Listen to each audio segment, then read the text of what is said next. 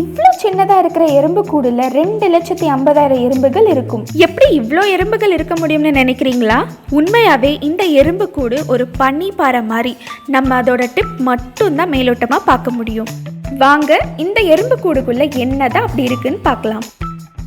இந்த மேடு உண்மையிலே ஒரு மகத்தான நிலத்தடி கட்டமைப்பு தான். ஏன்னா இது ஒரு பெரிய நர்சரி மாதிரி.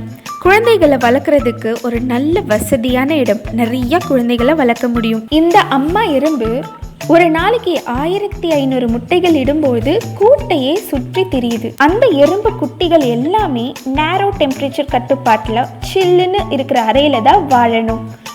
அதுவும் ஏசி யூனிட் ஹெல்ப் இல்லாமல் செய்யுது.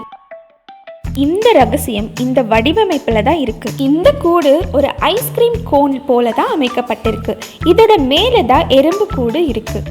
சூரியன் வெப்பத்தில் இருந்து சூடாகிறப்போ இந்த குட்டி எறும்புகள் பாதுகாப்பாக அந்த அறைக்குள்ளே இருக்கு. இந்த கட்டமைப்பு ஒரு மனிதனோட உயரத்தோட அதிகமான உயரமாக இருக்குது. இங்கே தான் இந்த ஐஸ்கிரீமோட கோன் பகுதி வருது. இந்த மேடு பல செங்குத்தான தண்டுகளாக கனெக்ட் ஆகியிருக்கும். 2 மீட்டர் வரைக்கும் போகுது. அதாவது ஒரு மனிதரோட ஹைட்டோட அதிகமாகவே போகுது. இந்த வயதான எறும்புகள் பார்த்தீங்கன்னா இந்த குட்டி எறும்புகளை தண்டுகள் வழியாக மேலேயும் கீழேயும் கூட்டிட்டு போகுது.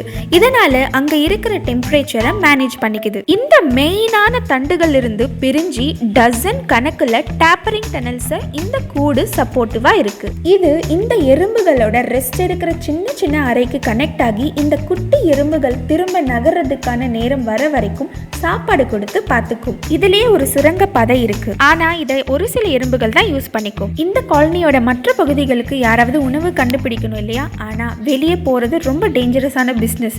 அங்கதான் ஃபாரேஜர் டனல் வருது. இது மேல இருந்து சில சென்டிமீட்டர்ஸ்குள்ள புதைக்கப்பட்ட 2 பாதைகளா இருக்கு.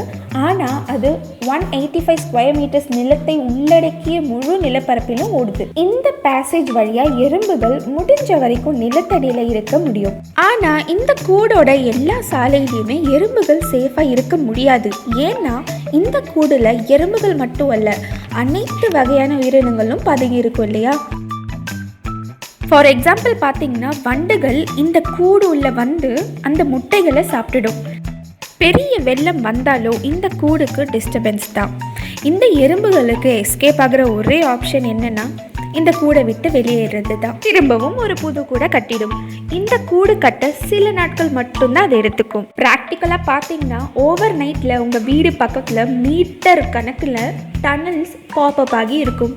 ஆனால் நம்ம பார்க்குறது ஒரு சின்ன மேடு தான்.